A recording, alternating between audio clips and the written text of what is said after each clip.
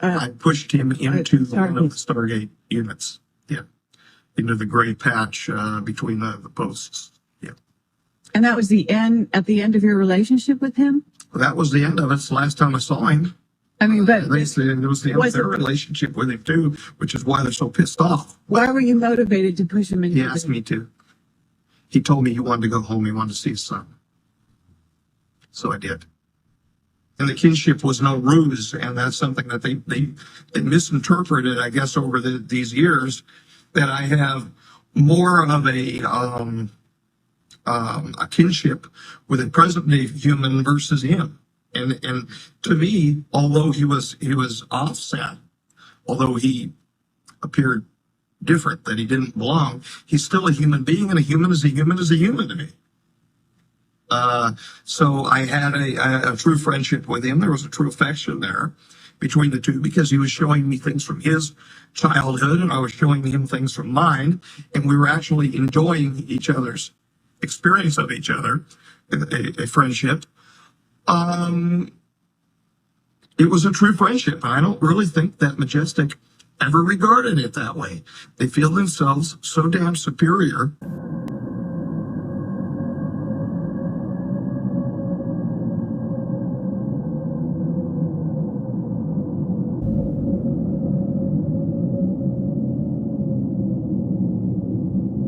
Thank you very much, Cassini Probe, for recording the sounds of Saturn's rings, which you heard in the introduction. Welcome to the Grouse and Gazer channel.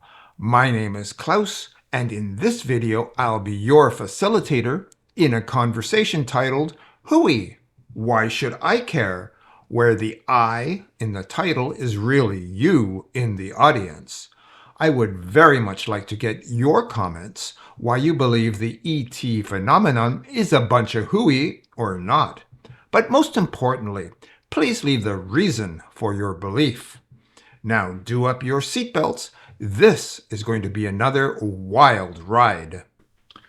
Dr. Dan Burisch is a microbiologist at Area 51 and became an interfacer for Chiela, who is a P-52 J-Rod that crashed near Kingman, Arizona on May 21, 1953.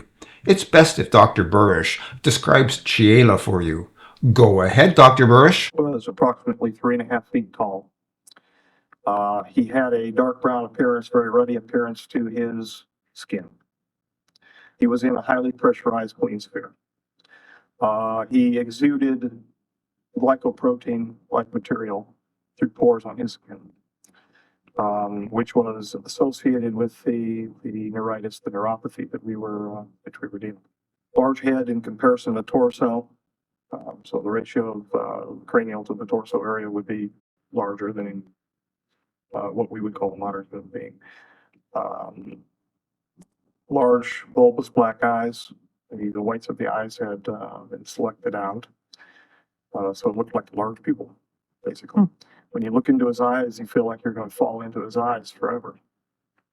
And I think that probably had something to do with the telepathic nature of his mental structure.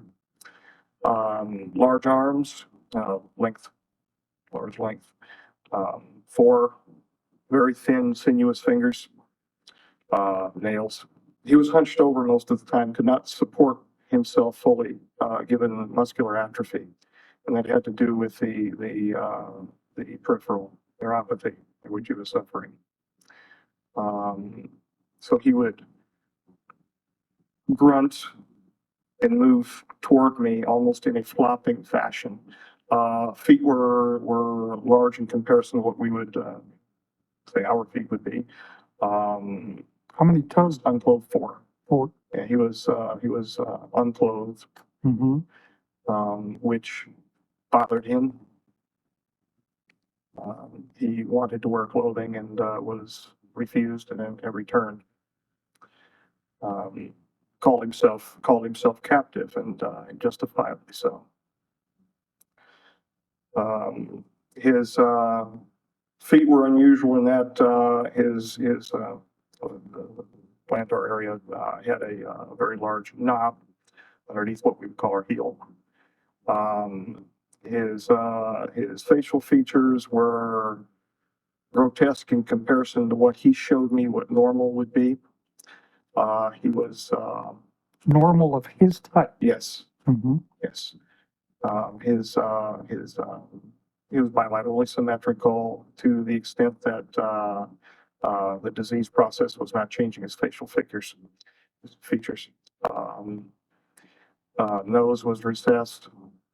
Nose like we have, but basically two operculum, two orifices. An extremely small mouth. A hard palate, no teeth. His musculature, again, it was suffering from the problem at the myoneural junction due to the Do neuropathy. you have any idea what his chronological age was? 622. They excrete in a manner that we would excrete. Mm-hmm. Their external genitalia are different than ours. The females have somewhat like vulva, but they have a clasper situation. The male has a male clasper, the female claspers. And if it looks like a disc with rectangular solids that are rotated into position for clasping at the inguinal region. They do have internal fertilization. Now, this was something you read because you didn't see a female, did you? No, this is something he showed me of his wife. Oh, internally. Yes. And how was that image presented to you? Did it appear I was inside the image. you were inside the image? That's what it felt like. Like virtual reality? Or? Yes, everything that he showed me when this was the incident. When he projected it into me, it felt like I was there. Mm-hmm. My sensations were heightened. Extraordinary. So were you impressed that he was kind of depressed about his situation? He's extremely depressed. Mm-hmm. If we were determining human, I'm not a psychologist, but I think he would be termed as clinically depressed. Okay. He wept, but he didn't weep outside. He wept when he was with me. Well, could you estimate what his level of intellect was? Smarter than me. Mm-hmm. He was smarter than me by a long range. Did he have a wide range of knowledge? The mathematics that he showed me blew my mind. Oh, is that right? He showed me concurrently not only the equations for the rule of nines, but he also did so diagrammatically, and he did so with three-dimensional, like a VRML system, where I was watching cubes come together. So that if I was not understanding the script, I would understand it as a child learns group theory in mathematics. Highly evolved, highly intellectual, highly repressed emotionally. When I was with him, I felt great happiness to be with him, but I could feel his great sadness, not only because of what he wanted to become, what he knew he was by being present with us, but where he was and how he was being treated. He was not part of the group that has to be catered to involving the T9 treaty that was just signed. He wanted to help. He was willing. When I went in, for God's sakes, I took well over, nearly 300 individualized aspiration samples from his neurological system. He would hold his arm out for me to take them. There was no pain medication. And whenever I would fire the introduction system to remove the sample, it was an aspirative avulsion system, he would cry.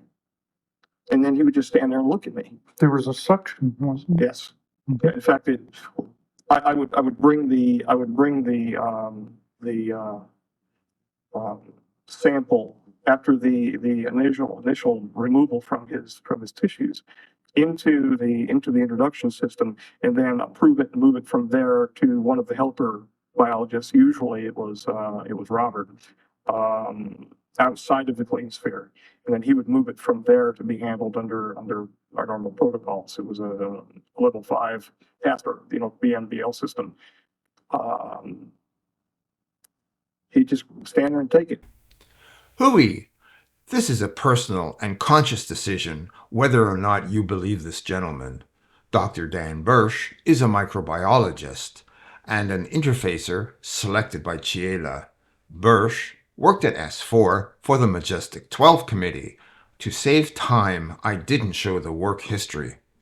I know the concept of time travel is tough to accept, and further investigation will be done regarding Project Lotus, Project Looking Glass, and Project Aquarius.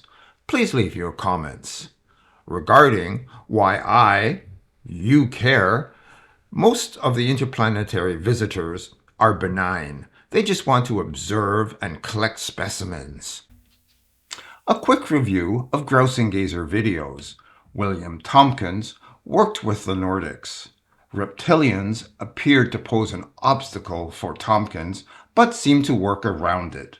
Charles Hall adjusted to the tall whites. Brett Oldham managed his relationship with the Greys. Clifford Stone worked well with his visitors and his lifelong interplanetary friend, Corona. Dr. Burisch had the privilege of getting to know Chiela. Chiela was, quote, willing to help, end quote.